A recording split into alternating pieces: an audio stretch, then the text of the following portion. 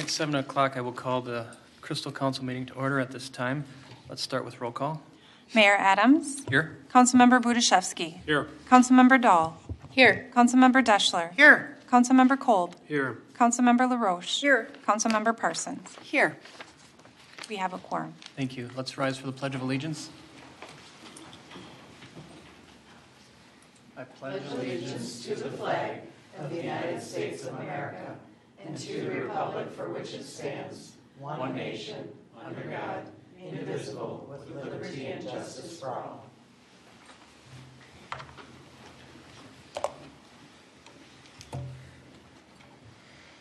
All right, we have an agenda in front of us. Looking for a motion to pass the agenda.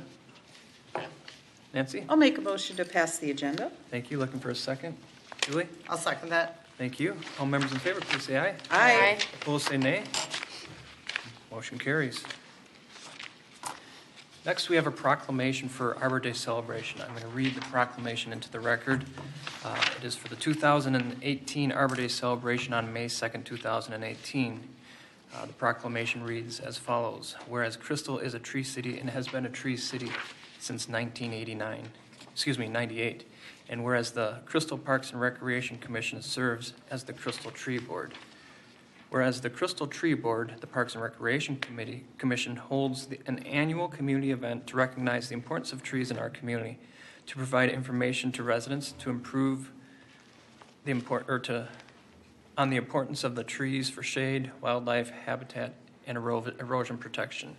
And whereas this year's Crystal Arbor Day celebration will be Wednesday, May 2nd at 6 p.m. at Kentucky Park at 4009 Kentucky Avenue North. And whereas the City of Crystal wishes to promote the Parks and Recreation Commission and their Arbor Day celebration.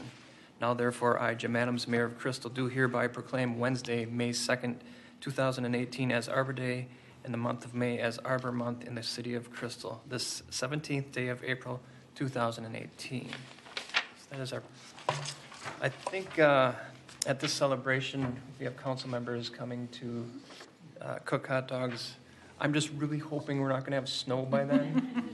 It's only a few weeks away, a couple weeks away. So we will be there regardless, doing a park cleanup as well. So look forward to seeing you there. Kentucky Park. Kentucky. Did I say something other than that? Nope. Just wanted to verify park. Perfect. Kentucky Park. All right.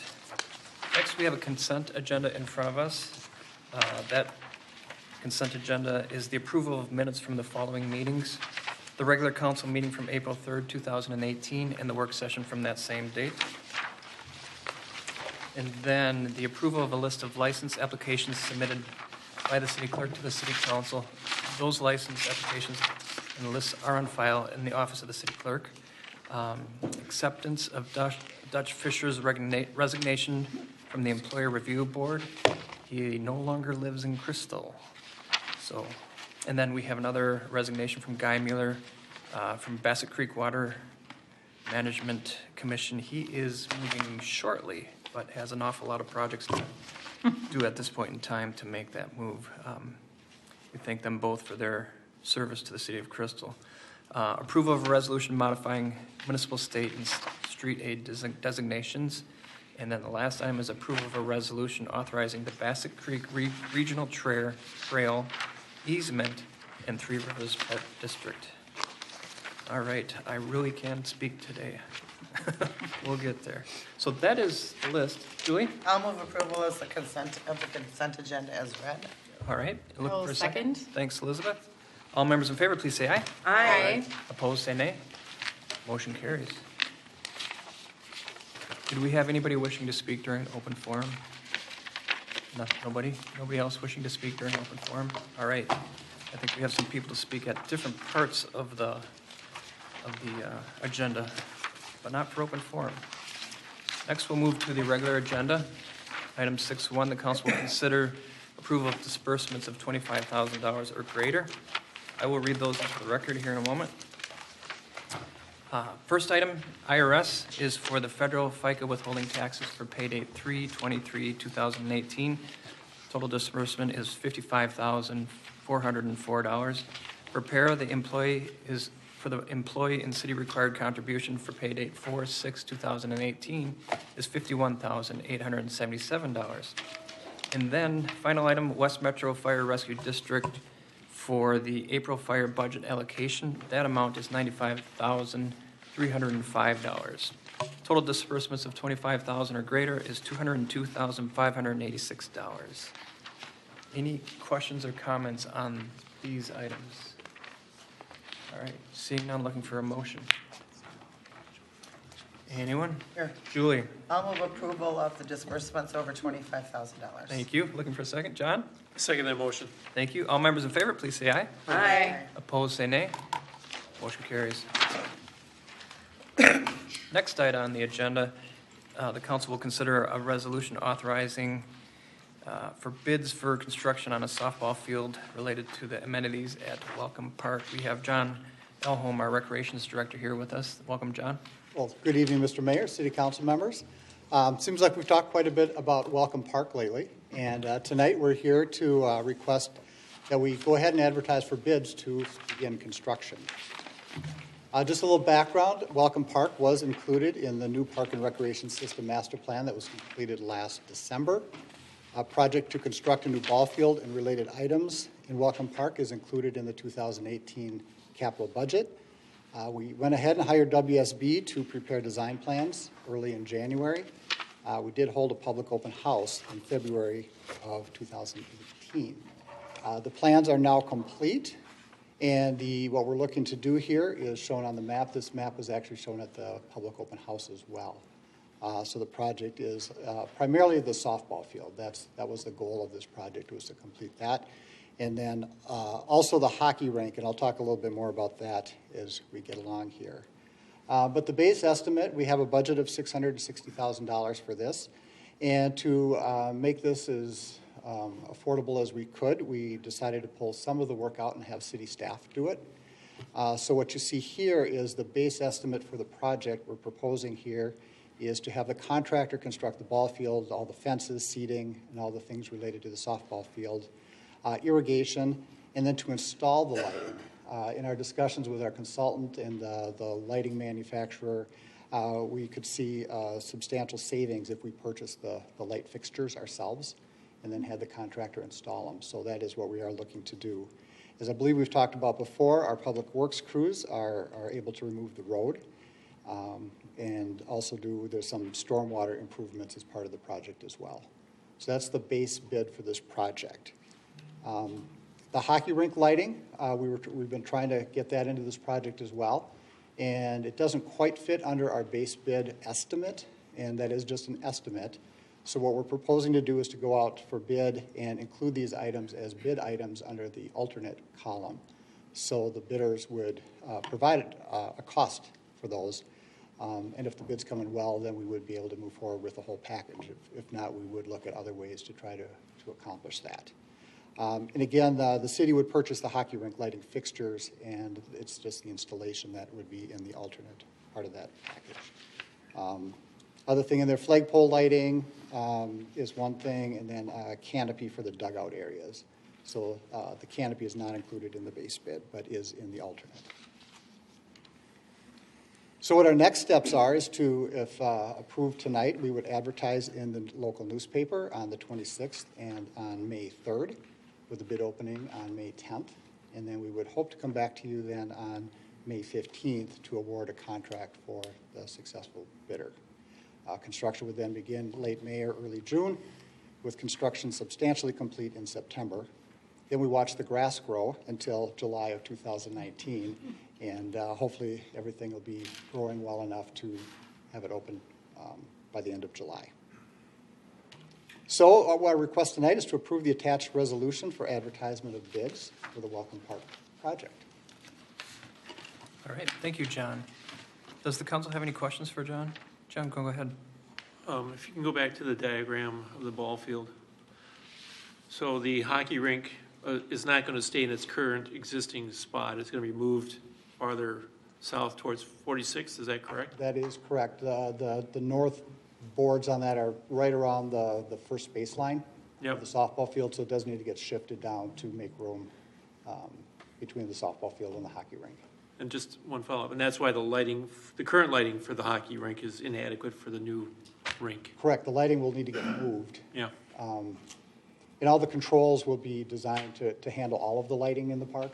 It's just those light fixtures. Very good. All right. Thank you. Any other questions? Seeing none? Oh, before, Nancy. just wanted to clarify, the hockey rink, when that's done, that's still going to be planned to use as a seasonal dog park, correct? I think, that'll be up for discussion, but it is now. It is now, right, perfect. Okay, thanks, John. Okay. All right. This marks the beginning of the master plan, doesn't it? All right, here we go. Looking for a motion? Olga? I'll make a motion to approve this resolution. Thank you. Looking for a second? I'll make a second. All members in favor, please say aye. Aye. Opposed, say nay. Motion carries. Thank you. Thank you, John.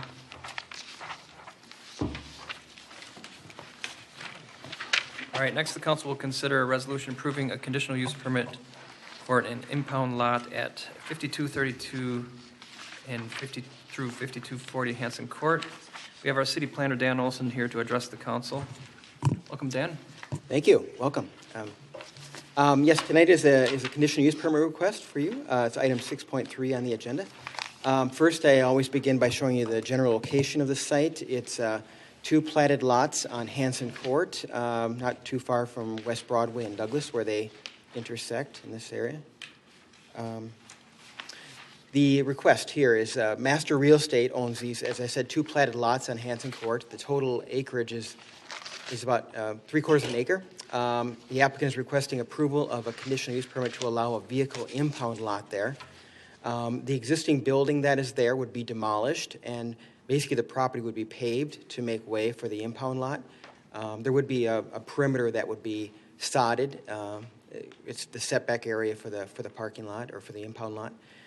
There I've listed the adjacent land uses. It's primarily, obviously, an industrial area, so there's those surrounding uses.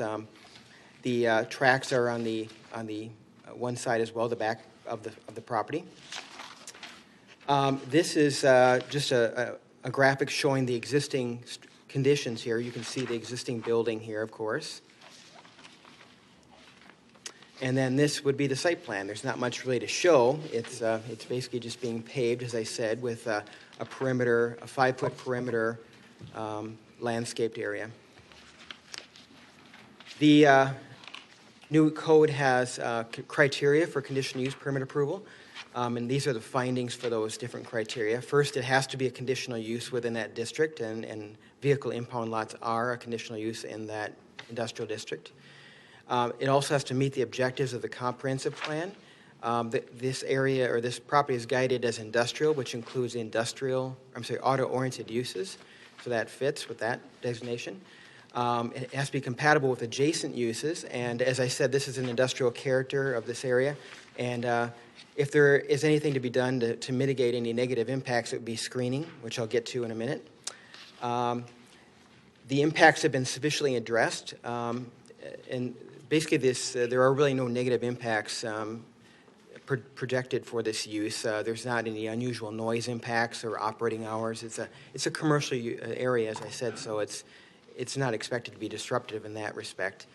Parking is adequately provided. That's the next finding. And since owners are not going to be coming to owners of the vehicles will not be coming to the site, and there will be no building for employees, parking is really not an issue here. So, the last CUP criteria is that conditions may be imposed, and there are some conditions in the staff report that you see, and I'll get to those in a minute.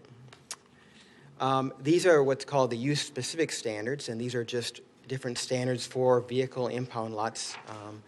And this particular application meets all of the required standards, which are that it will not be used for storage of seasonal vehicles.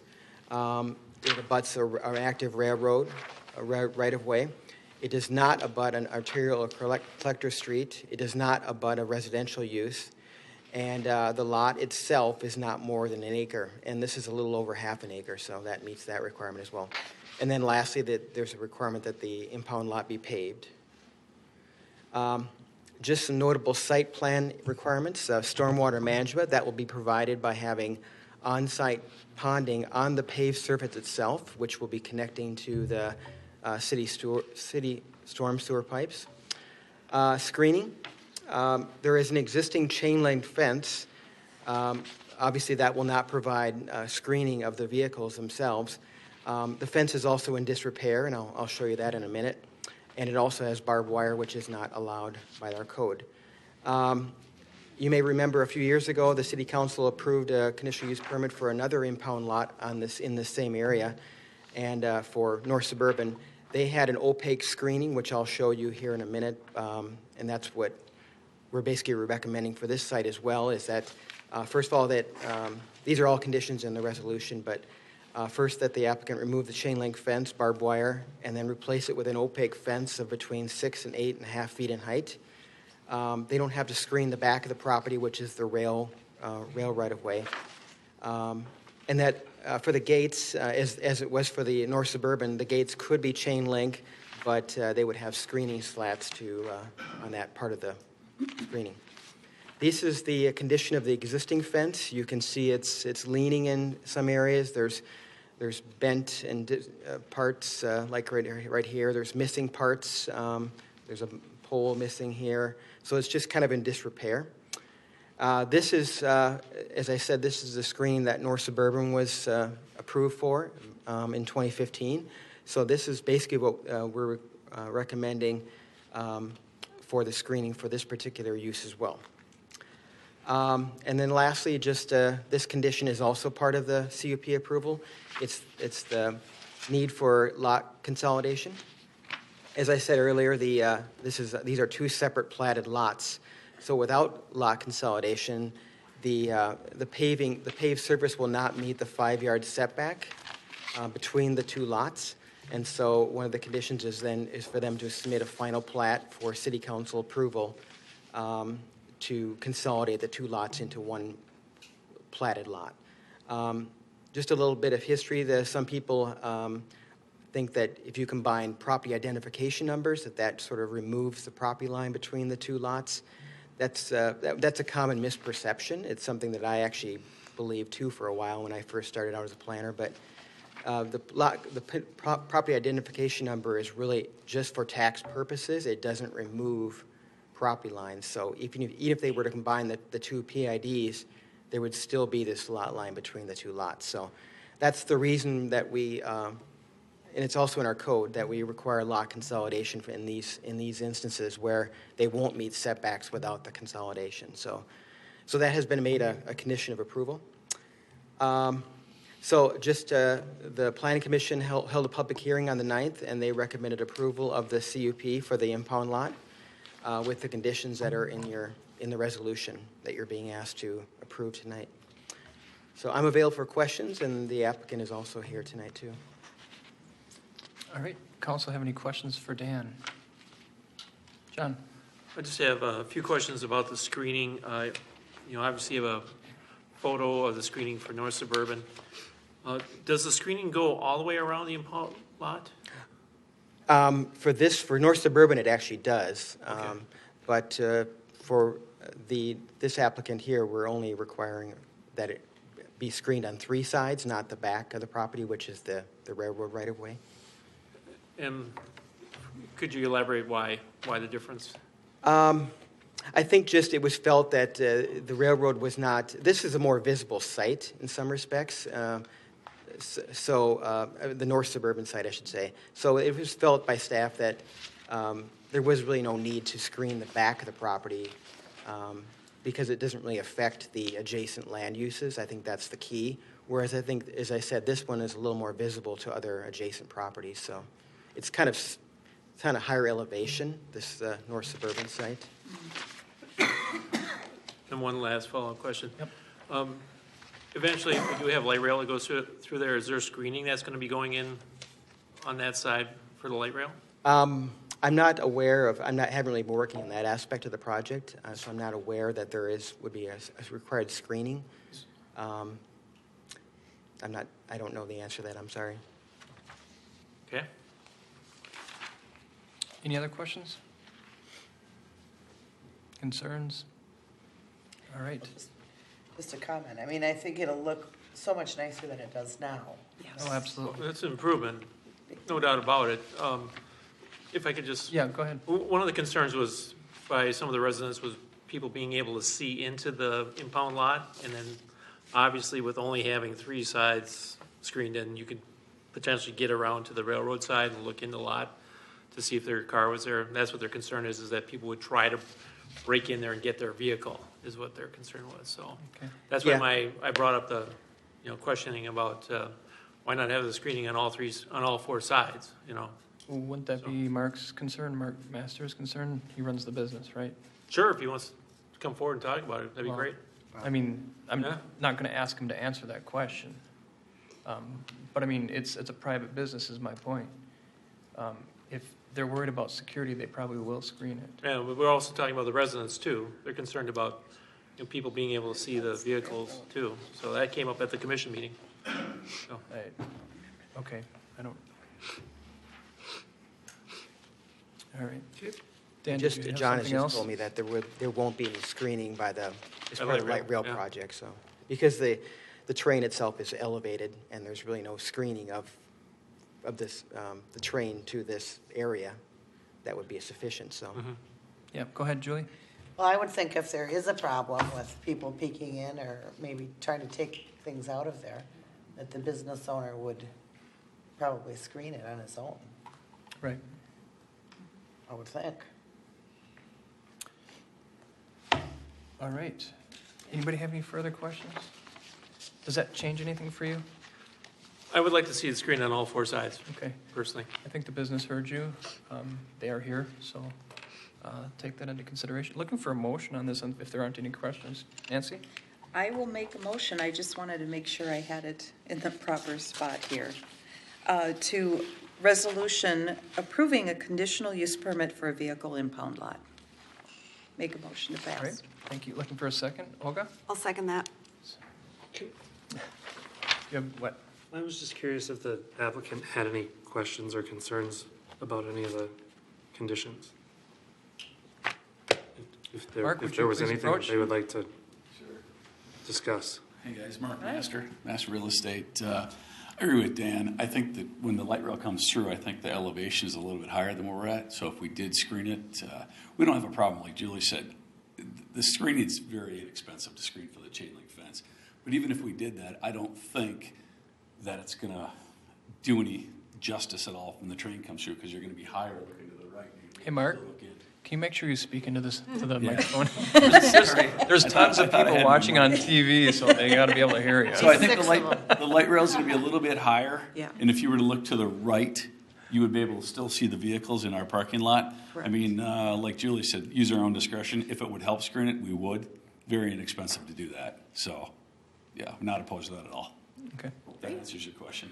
It does. I mean, I was thinking more of, the residents that were here at the meeting were talking more about security, people being the, look in. And you did show the example of how it was going to be screened on the 3 sides, so. Yeah. Yeah. So you were maybe referring to people like walking? Walking out around and looking Okay, at the, I looking at, understand, yeah. Duly noted. Yep. Mm-hmm. Any other questions? No, I think the question posed to you, were there any concerns about the conditions that you're asked? Absolutely not. Very reasonable. Okay, Yeah. That's great. Mm-hmm. awesome. Thank you. Thanks. Thank you, Mark. All right, we got a first and a second. Any other comments or questions? Seeing none, all members in favor, please say aye. Aye. Opposed, say nay. Motion carries. I was going to call you up and congratulate you, but you've spoke already. Congratulations. Thank you so much. You're welcome. Good luck. Yep, you. Good night. Just a clarification, you didn't make any changes to condition number 2 about the, sounds like? Okay. Nope.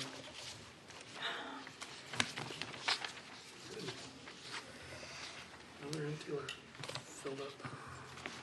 All right, next is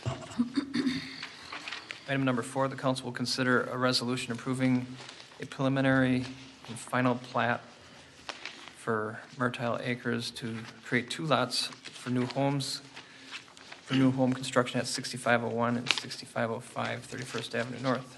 Dan is here to talk to us about that again. Yes, I have several items tonight, so you Yep. First, I'll just show you the general location. This is in the yellow. It's near Sunnyview Park.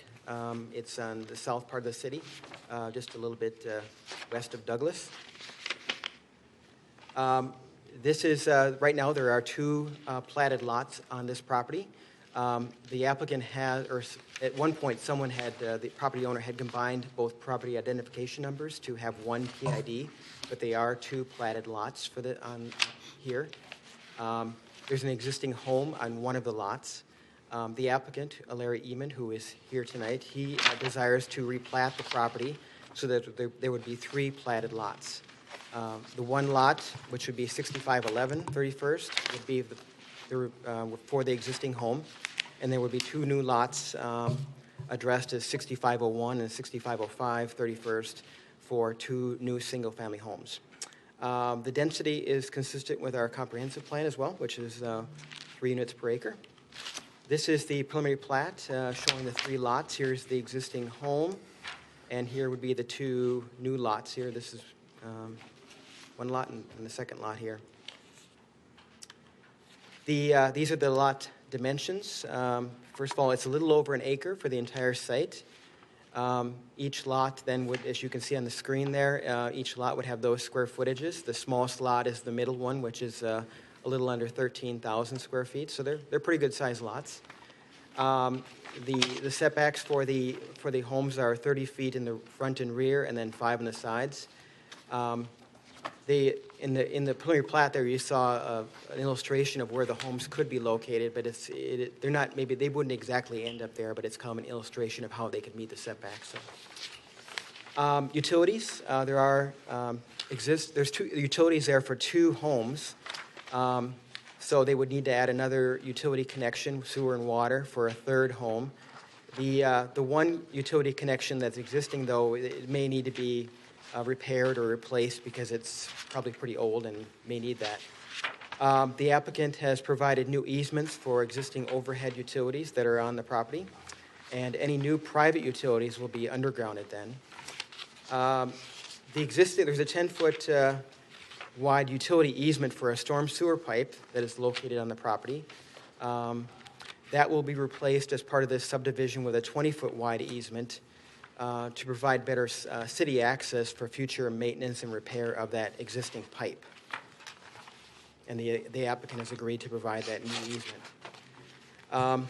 Drainage and erosion control. The watershed has given this preliminary review, and also our city engineer as well, and they have approved the plan. There would be a condition that the watershed approve the erosion and sediment control plan, which is a fairly typical condition. Obviously, the applicant will be required to provide erosion control techniques during the installation of the homes. And one of the conditions is that the applicant will field locate the stormwater manholes that are on the property because they're very integral to the whole management of the stormwater system. And because of all the snow we've had, they haven't been able to get out there and do that. But we do want to have that shown on the preliminary plat as a record of the property. Landscaping, obviously, there's some really nice big trees on there, but some of those will have to come down to locate the homes and the driveways. But for the trees that will be existing, we'll make sure that the tree protection that we have in our new ordinance is installed. There will be a $1,000 park dedication fee required as part of this. It's because they're creating one net lot. We're adding one lot to the city. And the final plat that's being submitted tonight as well is in conformance with the preliminary plat that was reviewed by the Planning Commission. Here is the final plat. This is the location of that new 20-foot wide easement, storm sewer easement. And Planning Commission held a public hearing on the 9th on this, and they recommended approval with the conditions in the staff report of the preliminary plat. And then you are also being asked to approve the final plat as part of the resolution that is before you tonight. So, and the applicant is here as well. If you have any questions, I am available for questions too. Just go ahead, John. A clarification. I think I called you John, sorry. Okay. clarification. So none of these, once these are done, these are all conforming lots, right? There's no variances required to build. Right. So you've got all the setbacks and whatever, all in the code, minimum lot sizes and all that. The minimum lot size, that's all applicable to the zoning code.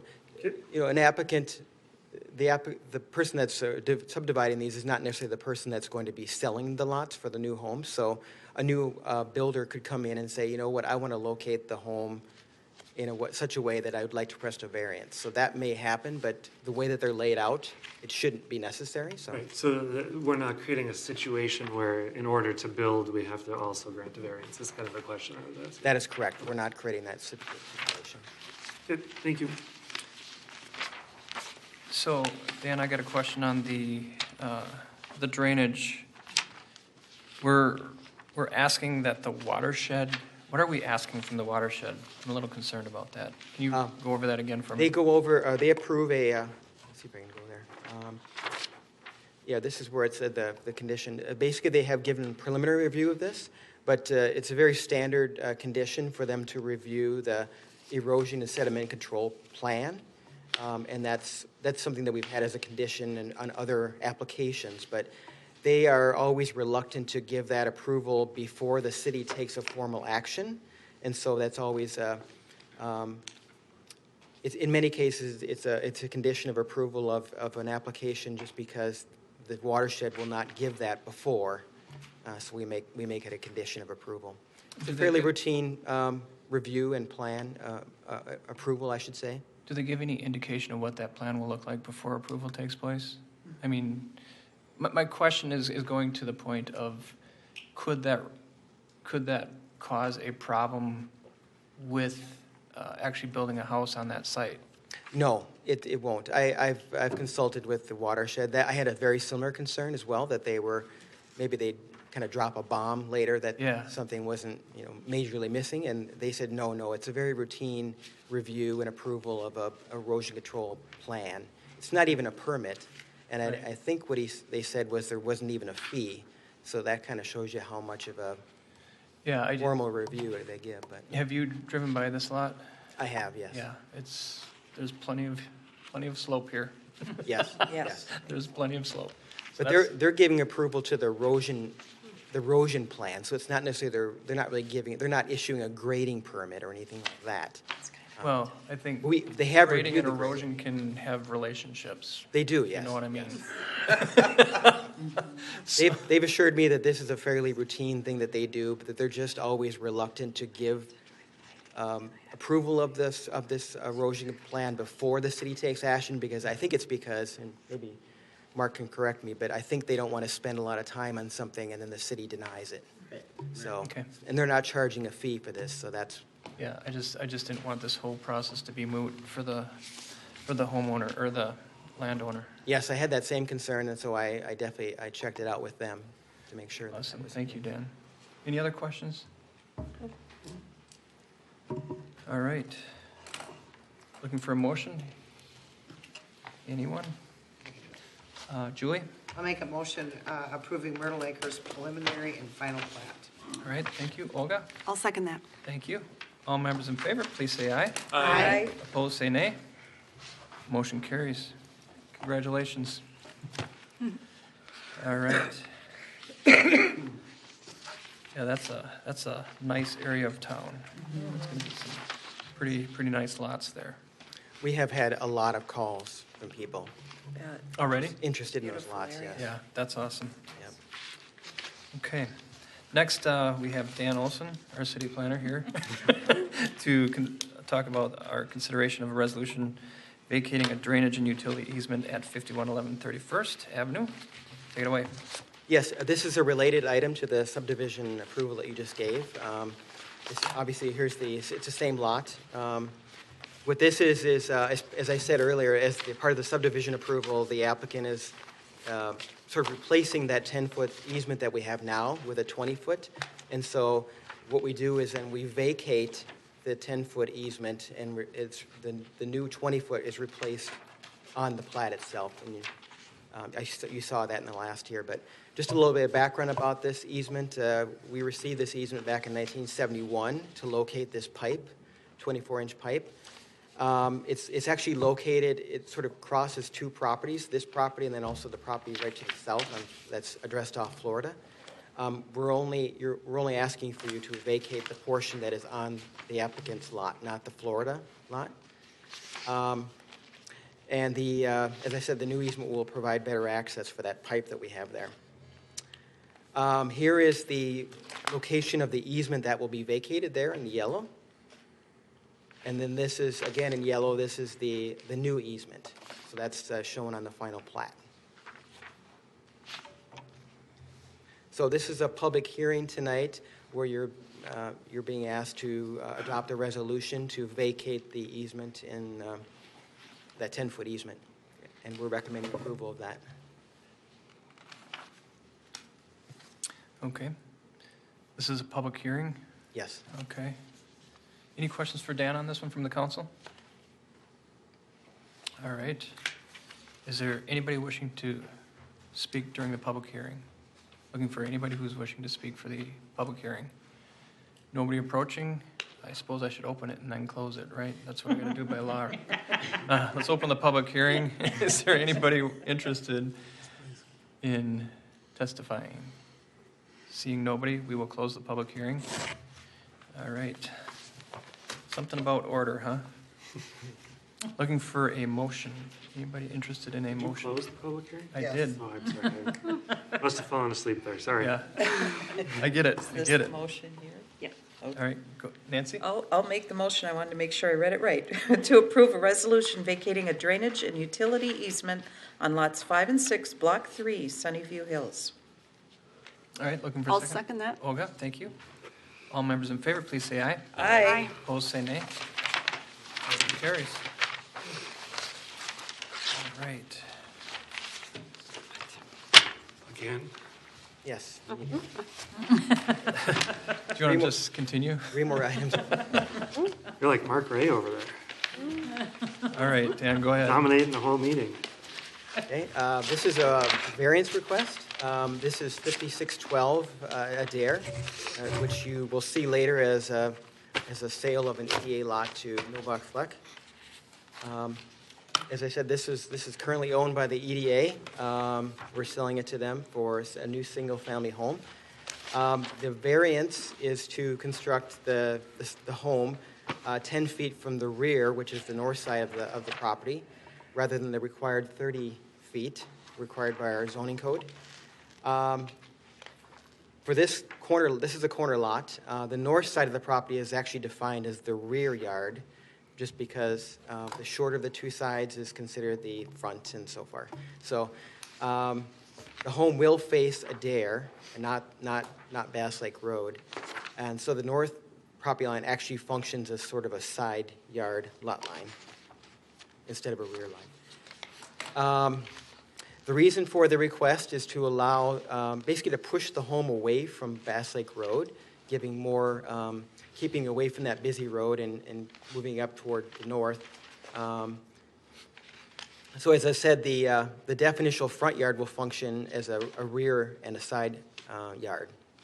All the other setbacks are met for this property. The home will be 30 feet from the lot line along Adair as well, and the reason for that is because even though there's only 20 feet required, we want to align it with the home that's going in on the north, which is 5618 Adair.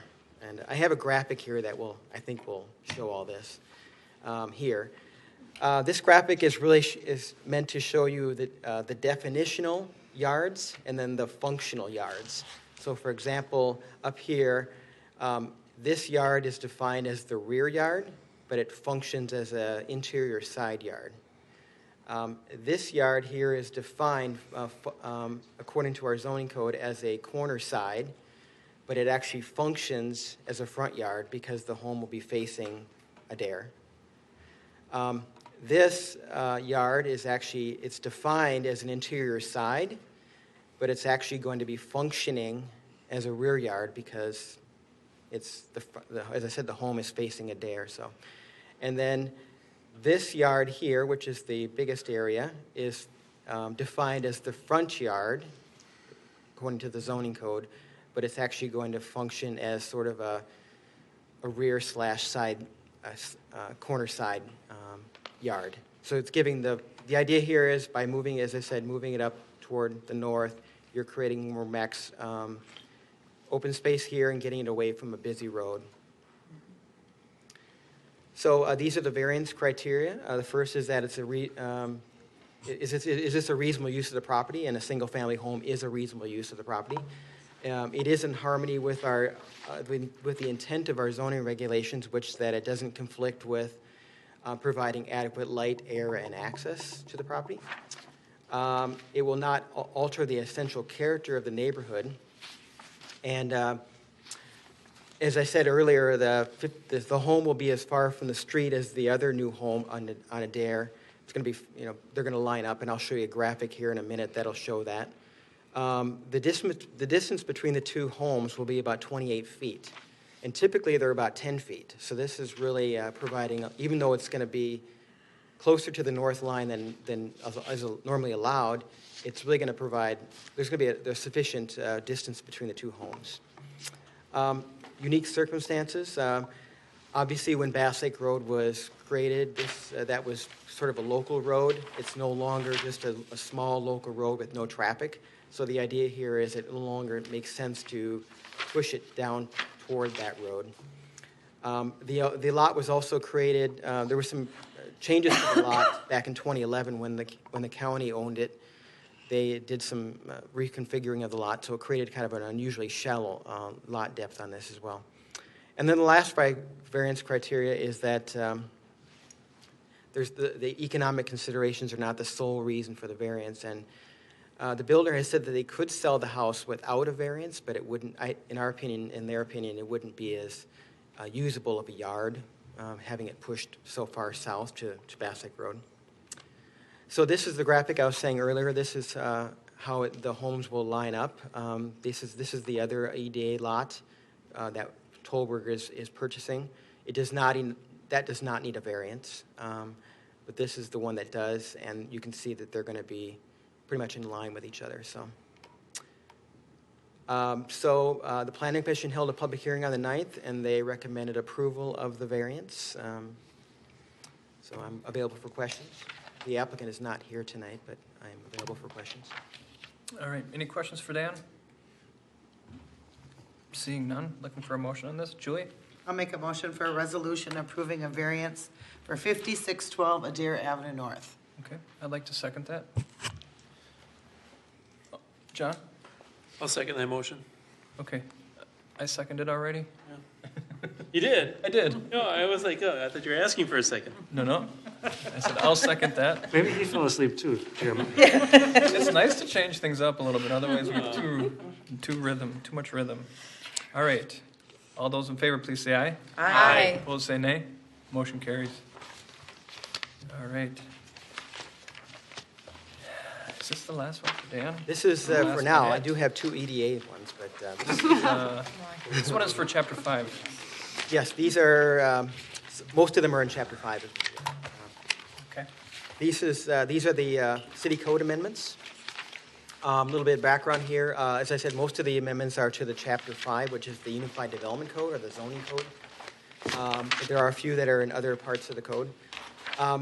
Some of these amendments were proposed by the City Council. Others are amendments that are proposed by staff to correct or clarify existing requirements.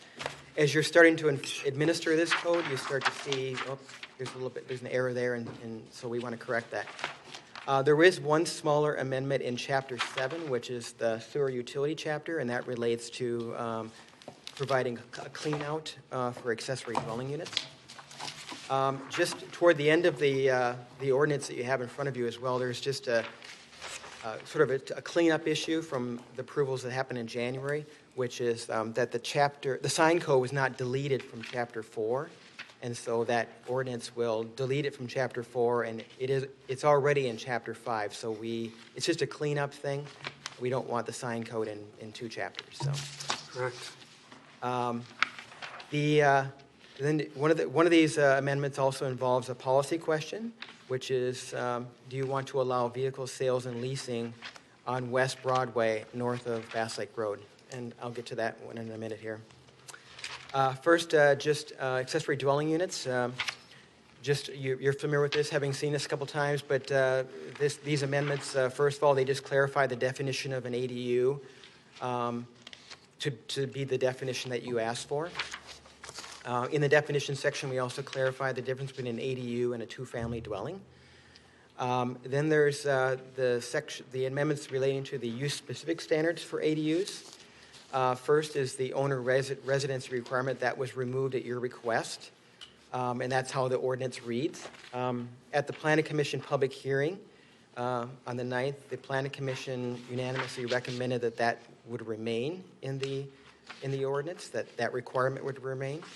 But that's something for you to consider. You can do as you like with that. You can keep it as is, or you can make the change as recommended by the Planning Commission.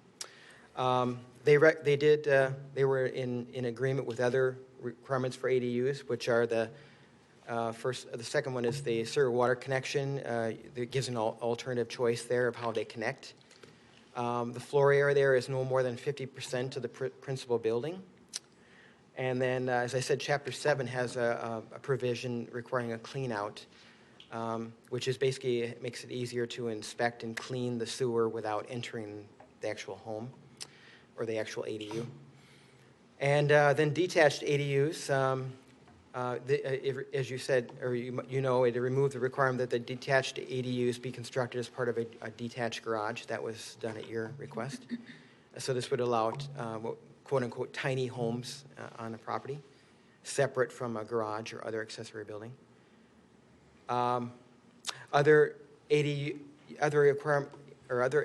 amendments as part of this tonight are, first of all, we just kind of clarify the difference between an adult daycare and a daycare for children. And this also allows adult daycare with a conditional use permit, so that's something new. There was some clarifying language that Troy added for two applications. First, the lot consolidation, and then also what's called the adjacent parcel land conveyance, which is when someone will sell like 5 feet of their property to their neighbor. So we just added some more clarifying language to make that clear what that actually is and how that's administered. The vehicle, boat, recreational sales and lease, that's the issue. That's the policy question I was alluding to earlier. U-Haul has requested to lease vehicles at 5717 West Broadway, which is the former Thriftway grocery store site. Since I was going through these amendments anyway, in an effort to be user or business friendly, I just kind of wrapped it into this without having them submit a separate application. So this is that's how this came about, to be placed here among all these other different amendments. Currently, these sale and lease are not allowed on West Broadway north of Bass Lake Road. So this is a policy question. Do you want to allow this to occur north of Bass Lake Road? The Planning Commission unanimously recommended against expanding the sales and lease area. Their reasonings were that they felt that there was sufficient land zoned for vehicle sales and lease. That was one reason. The other reason is that they felt like it was not really in line with where the city is going in improving the Bass Lake Road area. And so they wanted to sort of not allow expansion of these sales and lease areas north of Bass Lake Road. This is a graphic that you have in your packet, although I did make a couple changes. I inadvertently included the cemetery as an area within the yellow, which is the existing area where sales and lease can occur. The proposed area is this red area. So this is the former Thriftway store up here. As an option for you tonight, if you feel like you need more information about what U-Haul is proposing, you could one of the alternatives is to say basically take this out of this amendment here and say that you could ask U-Haul to submit a separate application for a text amendment and for a conditional use permit for the sale, or for the lease of the vehicles. If you feel like you need more information about what they want to do there, they didn't really provide a lot of information other than to say that they would like to do the leasing here, as well as they would also like to do a self-storage as well on that property. The self-storage would be allowed without city council approval, but it's the leasing that would not be allowed under our current regulations. So that's an option for you if you want to remove it tonight and have them submit a separate application that would be give more detail about what they would propose to do. Then I'll just continue here with some of the other amendments. A lot of these are just correcting errors, as I said. Setbacks for schools and commercial and industrial districts, I removed that because that was not something that we required before, double setbacks. There's just some clarification about construction dumpsters. Those time limits are given in Chapter 6, so we don't need to reference them in Chapter 5. Kind of this non-conforming signs, it just kind of ties a definition in with that regulation about non-conforming signs. Lot width, this is something you discussed in February, which was to reduce the lot width for single family from 60 feet to 50 feet. And then for two family, reduced from 100 feet to 80 feet. This would be for newly platted lots, new subdivisions coming before you. Although, if somebody wanted to convert their single-family home into a duplex, all they would need to do it would have to be 80 feet of width instead of 100 feet. That's an example of how this would sort of play out in the practical sense. I've made some changes to just clarify our landscaping and screening requirements. They were I just felt like they weren't real clear. Parking requirements, there was some confusion as well about just some of the requirements for landscaping of setback areas, so that's been clarified. And we restored the previous code requirement for a driveway permit that was inadvertently left out when we did the UDC. And then there's, as you can see, there's lots of amendments to the stormwater management ordinance, and those are recommended amendments from our two watershed districts. Our city engineer and our city attorney have worked pretty closely on those amendments. And then just lastly, there's a couple of sign amendments. The first is to allow small signs in the right-of-way under certain conditions. And then there's also just a clarification about temp signs on multi-use commercial buildings. So the Planning Commission, when they met on the 9th and they had the public hearing, they recommended approval of all these amendments with the two exceptions that I've alluded to earlier, which is the first that they recommend that the property owner, that the requirement be kept that the property owner reside on a property if they have an ADU. And the main reason for that was they felt like having the property owner living on the property helps to prevent problems from emerging on the property. The second, as I said, is not to expand the area for vehicle sales and leasing north of Bass Lake Road, and those are two reasons that I alluded to earlier. The proposed adoption schedule for all these amendments would be you would hold a second reading on May 1st, and then it would be published on May 10th, and then go into effect in early June. So people could start, for example, applying for accessory dwelling units in June. So I know it's a lot of information, but I'm happy to answer any questions you might have about anything. All right. Any questions for Dan regarding the items he covered? All right. Go ahead. So I just want to clarify the language we have in front of us. So if we were just to approve it, right, that makes the two policy changes that are questions. Those are assumed changed in the text in front of us. Right. What you have before you is it gets rid of the requirement that the property owner live on the property for an ADU. So that's in there right now. And what's in there now as far as the second item, that it is in there, the way it's written now, it allows sales and lease north of Bass Lake Road. So if you would like that to be removed for the second reading, then that would be the direction that I would look for tonight. Okay. Julie. Well, I'm going to go on record right now and say I am vehemently opposed to having vehicle sales and leasing north of Broadway. We've got enough, in my North of opinion. Bass Lake. Right, north of Bass Lake Road. And so I, for one, would like to remove that portion of this tonight and, you know, readdress it at a later time. Not that I'm going to change my mind, but I don't want it on here tonight. Okay. So, are there any questions on any of the other amendments besides these two? No. John? Well, and then likewise, I agree with the planning commission. I think they had a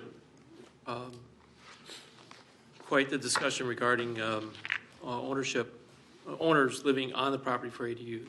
I think that should be something that we should strike as well. Okay. But any other, Olga? Oh, no, I was just going to say I'm with Julie. hold on a second. Go. If you Hold on a would, second, please. yeah. Go ahead, Jeff. So those are the only two provisions that are, That we're going to talk about at the moment. right, okay? Okay. Because I just, amending ordinance on the fly gets a little bit tricky to keep Little track bit of. tricky, So I just yep. wanted to make sure that we've got We're some talking about parameters. the two that are listed on the screen right now. So, not eliminating the requirement that a property owner resides on the property for it to have an ADU. I totally disagree with the planning commission in terms of we're making different laws or different ordinances for different residents. We have one rule for one resident and one rule for a different resident. And all they're doing is living on the same property. And further, on that particular item, what's not prescribed in this amendment is if I am a homeowner and I decide to put in an ADU, and then I move from that property and decide to rent that property, and now I have an ADU and a rental, or the house, the main house, to rent, does that mean I can no longer rent out the ADU? So, we've spent a lot of time talking about treating residents differently under different conditions. In fact, when we get to our work session, we're going to talk extensively of, how the police handle it, for nuisances. And our goal in that area was to treat people the same regardless of how the property is owned. And I would argue to absolutely leave that as written in the way it's written without the amendment that the commission has proposed.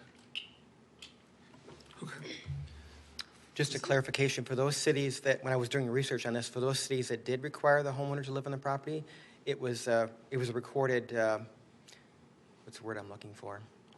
Something on the, when it was recorded against the property that they had to live on the property. So everybody who would buy the property in the future would conceivably know that. That's how they enforced it. That's just an FYI. That's how they did it. Yeah, I still am not in support of treating it differently. Okay. Is there a motion? Not yet. on the Zoom? I'd like to talk about that other one as well. So we're talking about not expanding the area of vehicle sales for leasing on West Broadway and North Bass Lake Road. And you made mention of the U-Haul wanting to move there. Mm-hmm. So I think it's important for everybody on this council to know that there is an offer to purchase that property from U-Haul that exists today. And if we don't include that, or if we don't reconsider something else, that sale is, we're ending that sale. We're pretty much killing it. So whether you want to include, just eliminate any other sites, I would propose you include this as a single property as opposed to doing any other north of Bass Lake Road. North, am I right? Yeah, north. So, any discussion on that, John? Well, first of all, this just kind of came up in front of the planning commission. There wasn't really any kind of background or any kind of history that before it came in front of the planning commission. It was a bit of a surprise to the people serving on that commission. And likewise, I think Dan has a very good, valid point, is that maybe we need to have more discussion about this before we just go ahead and vote on something. You brought up the point of that there's a potential sale I hadn't heard of a potential sale before. Right. Up until this moment. And so I think maybe that should be removed from this, and we should have discussion about that and treat it as a separate item. Great. I would, do you have a comment? No, I just have some questions for Dan when you guys are done. Nice. I would propose including it. I Because of hear that. you, yeah. Jeff, go ahead. I've got a couple questions about this. Sure. So could you give me a little bit of the background on that? So maybe I'm losing my mind, but I don't recall limiting, we only have one commercial zone, right? We went down from We haven't, commercial zones to one commercial zone. So when did we limit auto uses north of Bass Lake Road? When did that happen? it's been for many years. I don't know the exact date. I didn't do that research. John might be familiar with the actual date, but it's been in our code for quite a few years that it's been written that way, where we did not allow vehicle sales and lease north of Bass Lake Road. It's the area that I highlighted in yellow there. That's been a long-standing area. There's two areas. There's this area here, which is along Highway 81, and then there's this area along West Broadway. There's also just a small piece here. But that's where we've historically allowed sales and lease to occur. So from a practical standpoint, I don't understand how we've got one zoning district but then we say, except you can't do this in that other place. Well, what we did was we have a use-specific standard for vehicle sales and lease. So it's not necessarily based on, it is based somewhat on what the zoning is. You can have it either in industrial or commercial, but it's also limited to certain areas of the city. It's a use-specific standard that limits it to certain areas of the city. Okay. Okay. And that's something, as I said, that didn't change when you adopted the UDC here in January. That was something that we just carried over from what was there already before. So, Is there an option? I've got a couple more questions. If I Yeah, can. please go ahead. Is there an option to kind of split the baby and allow that type of use with a conditional use permit in that area? well, actually, it already is a conditional use permit. So it requires a conditional use no matter. So let's say, for example, you adopt this text amendment, they would still need to get a conditional use permit because everybody who requests vehicle sales and lease has to get a conditional use permit. And again, that's a requirement we've had for many years as well. So, And then my other question is, I guess, maybe I should just look at the text, but how and why are we interpreting, like, renting a U-Haul truck as vehicle sales and leasing? well, they're leasing the use of a vehicle for people to use that do not own it. So that's how we. They're renting it? I mean, there's not a legal distinction between a rental. I mean, they're not leasing a car. I mean, I would argue the language is you can't have a used car lot. You can't sell. I don't know that I consider. Actually, I will say, I don't consider like truck rental the same as the same thing as Used car lot. As a used car lot. It's or a new car lot even. I mean, they're just not the. I don't consider them the same thing. I'm going to read the language in the ordinance now because now I want to know. It's been interpreted as I'm not sure how many times we've gotten leasing as it's more sales is the usual thing that people want to do, but leasing would include car rental agencies. In this case, companies like U-Haul that lease the use of a truck for a few hours or a few days. So that's how it's been interpreted.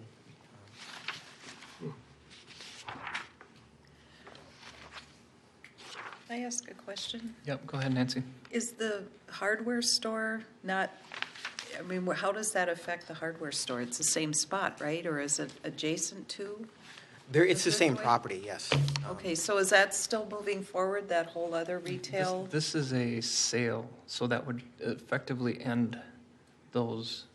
The hardware store? The and hardware that? store and So those would, people. instead of a hardware store, it would be a potential storage facility with rental of trucks and trailers and Yep. things? Okay, That's my Completely understanding. different business. yeah.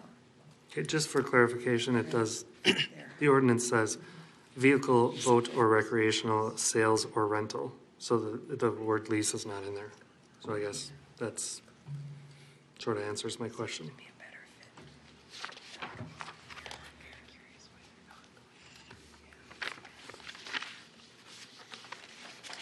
Okay, got a lot of opinions and no motions.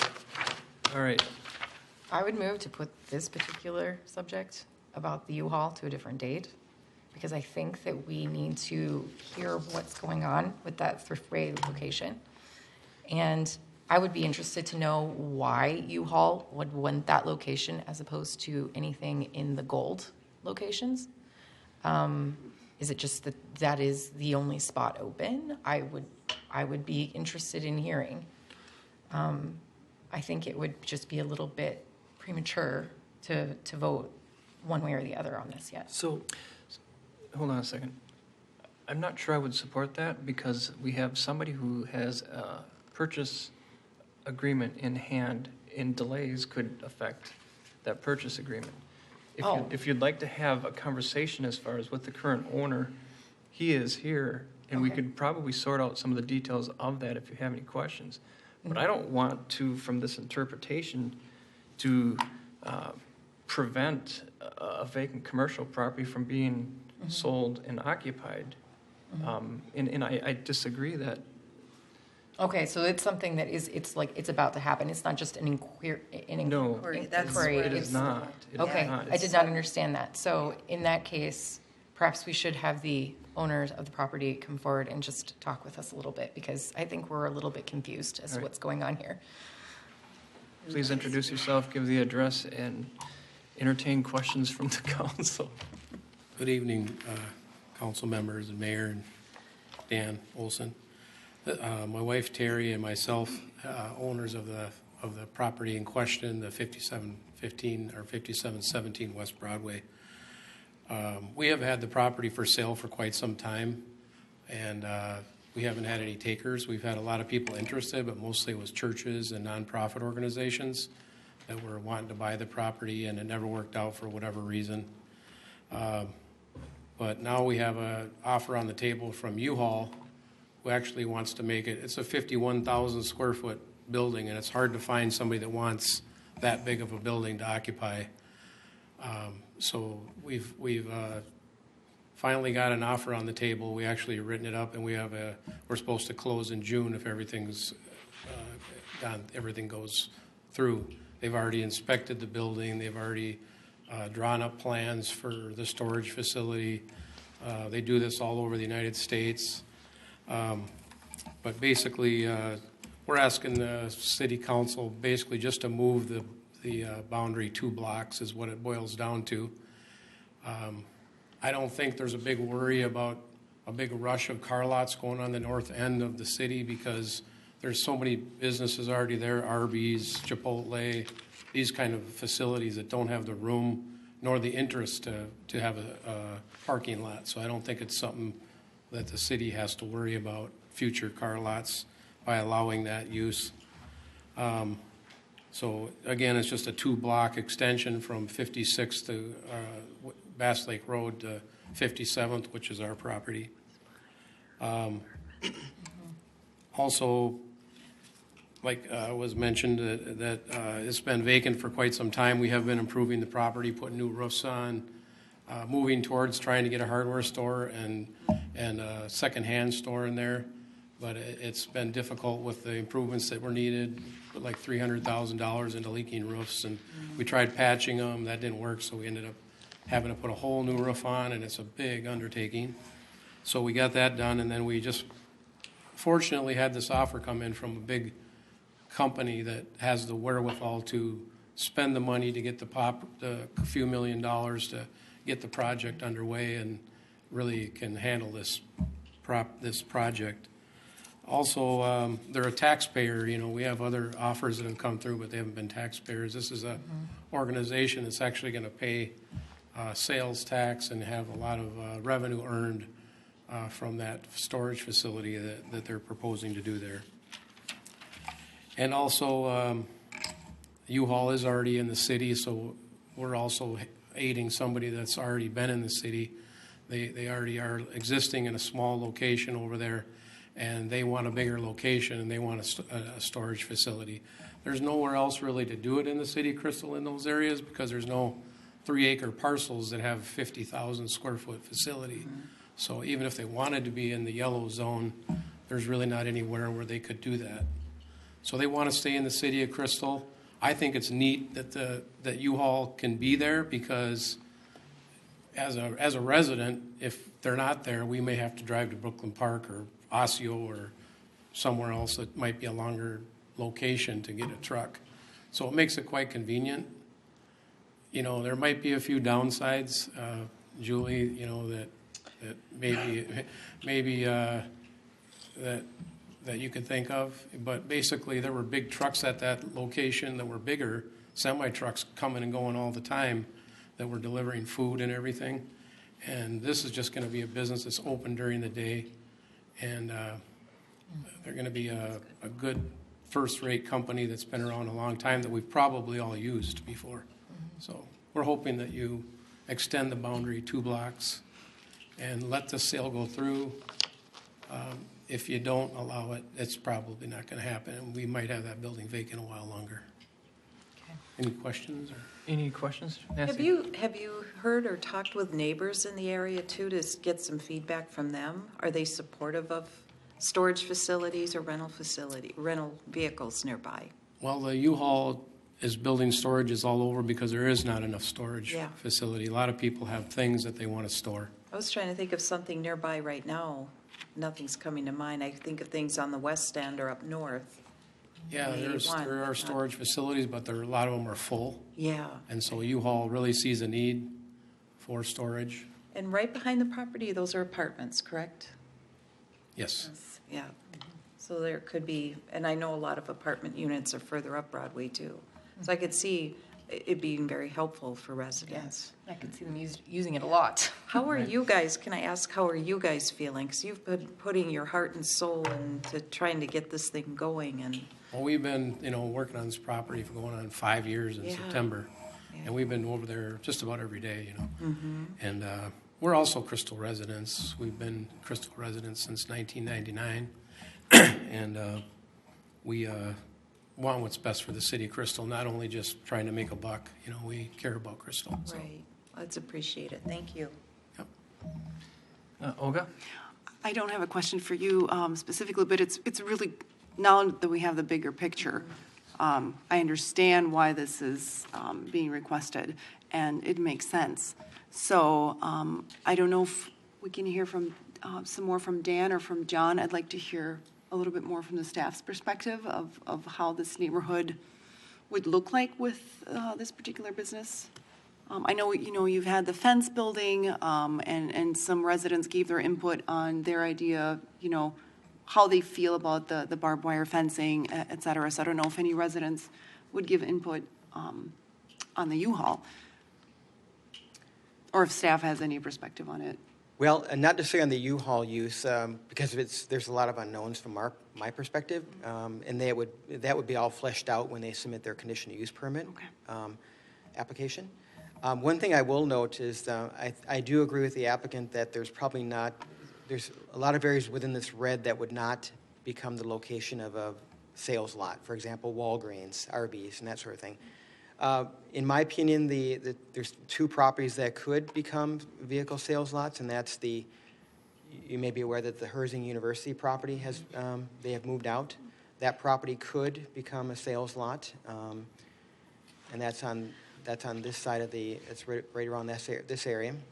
The other property that could become a sales area is just located just north of this applicant's property, which is there's an office building there, but there's also a very large parking lot there, and that could also it's ready to go for a vehicle sales lot. It's a completely paved surface and there would be very little work to be done to do vehicle sales there. Obviously, those 2 uses would have to get a conditional use permit as well, so that's you would see that. So there is potential of that coming in.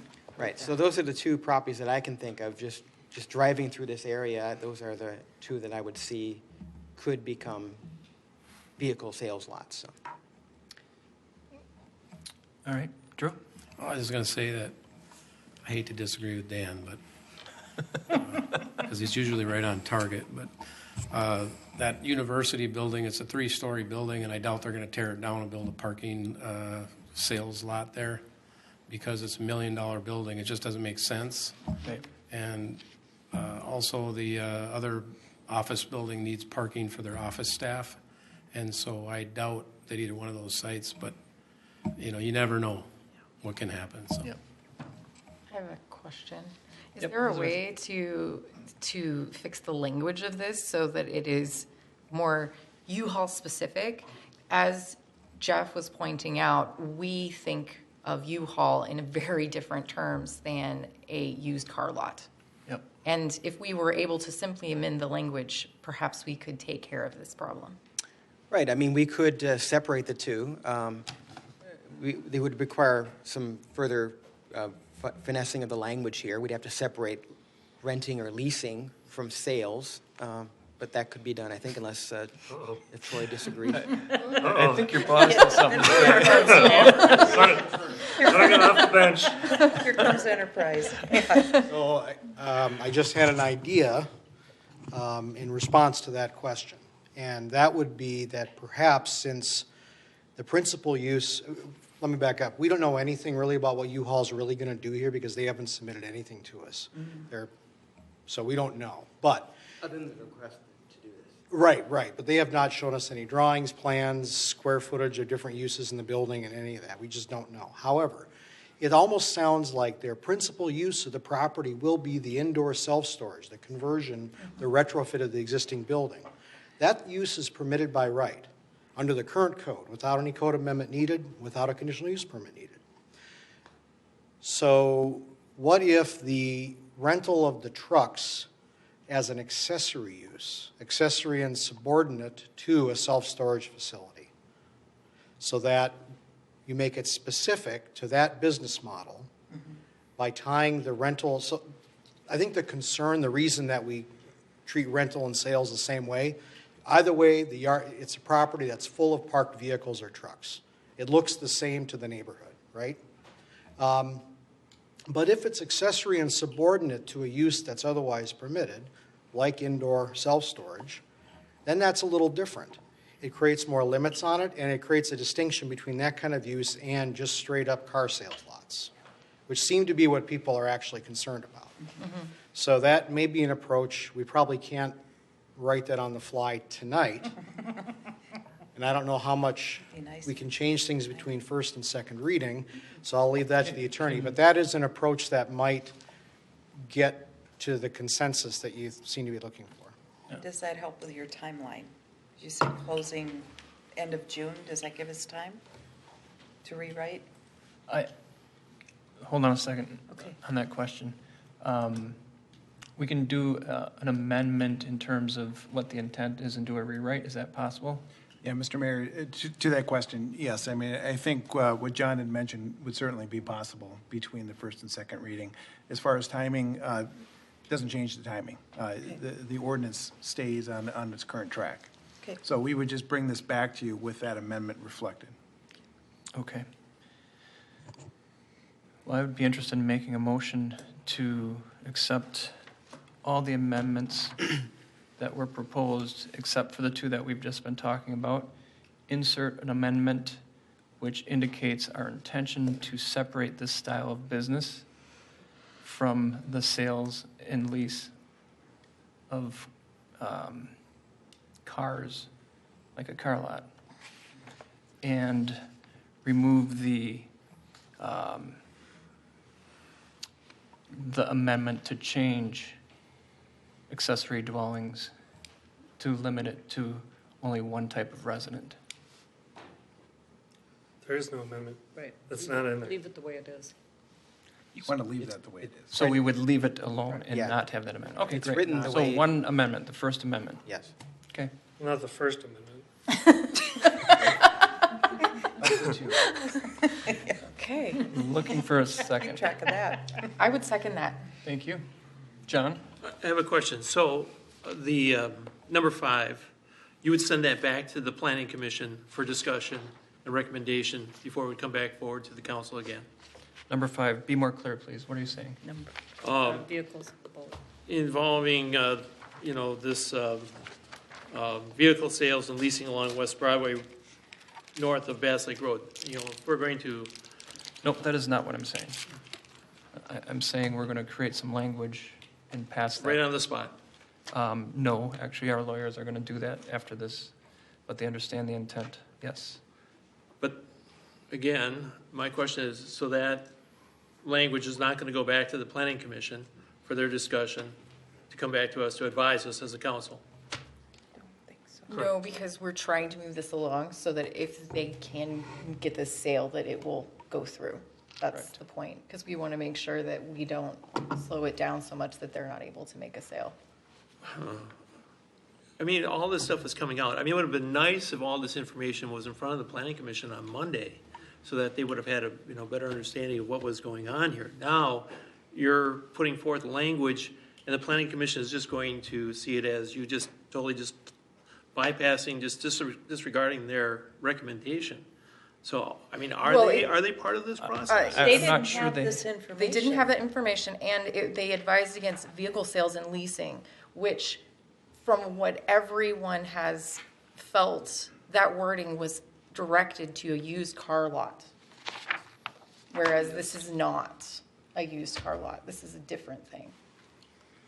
Okay. Any other questions? One more. John, go ahead. And then also, the planning commission unanimously recommended against allowing ADUs when the property owner does not live on the property. So we're not going to follow their recommendation on that either, correct? No, I don't want to, no. I don't believe in treating residents differently. Hold on. Clarification. When we have,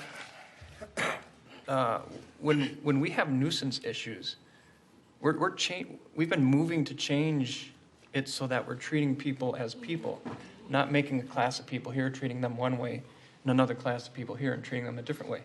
This is about property ownership, and the rights belong to the people who own the property, and we're not going to make distinctions as to whom they are and which kind of resident is living there.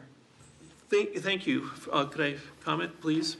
Go ahead. The spirit of the ADU ordinance that we brought up was because we have a certain number of properties in the city which have so-called mother-in-law residences. So again, we were talking about for a period of time there where we talked about, we all have either, parents who are getting on in age, or we have family members who have special needs, and so therefore allowing them the ability to have a residence near us in a home, but yet maintaining some type of independence or something like that. And yet the ADU ordinance would also help grandfather in those homes that had those mother-in-law apartments already existing within the home. So basically it was more a way in which we could say, yes, we understand that you have these, but we don't require you to have a separate rental agreement to have this particular piece of property. And so that's kind of the spirit of the ordinance. So now all of a sudden you're kind of like changing that spirit. And I think the Planning Commission, they had extensive discussion about it, and I really agree with how they viewed it. I mean, they really saw it for what it was.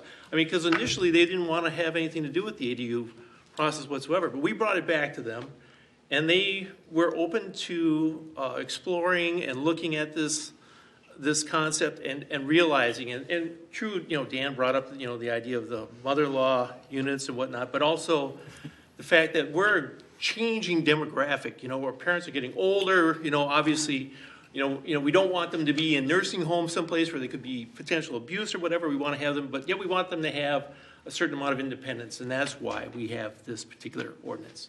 And so therefore, changing that this particular portion of the code, I think, is essential. Okay. Done? Yeah, I'm done. I think I was very clear. Yeah, but not accurate, unfortunately. Go ahead, sir. If I might, just on the ADU point, just so everyone's aware, The current language, which you're supporting with your motion, Mr. Mayor, is reflective of the consensus and direction that the council gave to staff after Correct. the work session. Correct. So just so you know that. So there really isn't a change here. Correct. Obviously, the planning commission recommended a change. Correct. And certainly value recommendations from the planning commission, but I think as you all know, ultimately it's your decision as the council.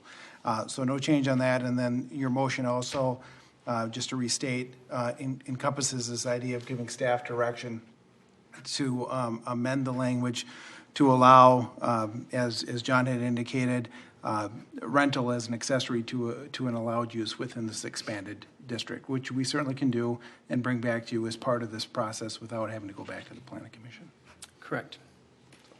All right, just hold on, just one more thing. In terms of the spirit in the beginning of the conversation had nothing to do with accessory dwellings with mother-in-law apartments are already attached. We started this conversation on a whole completely different premise. Just to be clear, I don't want the history and the record to be changed on the fly. We started with talking about little houses and other issues, and you're correct. Dan did bring that up at a later point, and we did incorporate that piece. So just to be crystal clear in what we've had conversations. Julie? No, I just want to go back to the no leasing and car, activity north of Bass Lake Road on Broadway. Part of the reason I ran for council was because it was important to me to have quality neighborhoods. I wanted to raise the image for Crystal, or help promote that. And we're spending a lot of money on beautification along Bass Lake Road. I'm heartbroken about this. And the fact that I feel like it's getting rammed down our throat, we have to make a decision right now, just bugs me to no end. And, I understand, I applaud the fact that you're a businessman, you own a property and you have a right to sell the property. I kind of have those kinds of feelings because I grew up in a family with small business. But I also feel like I want to protect the image and the quality of life of our neighborhoods and our residents. And I can't support it. And I feel like going in a room and crying right now because I just feel like it just came on so fast, and this is not the image or the look for our, community that I'm looking for. So, I'm not going to support it.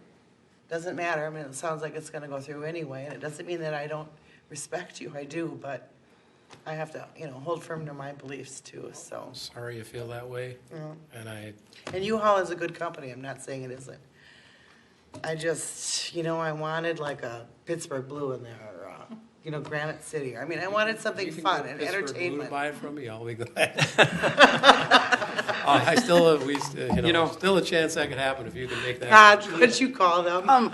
I want to speak to it too. Pardon? Oh, no, I wanted to speak. Julie, I feel the same way. I do see empty buildings sitting around for years and years, going on over decades, as something that is really destroying the image of that area. I think that is so dangerous, detrimental, ugly. It is not what we want. But and I think a nice-looking building. It doesn't bother me in the least. He's done a lot to fix it up. It looks nice.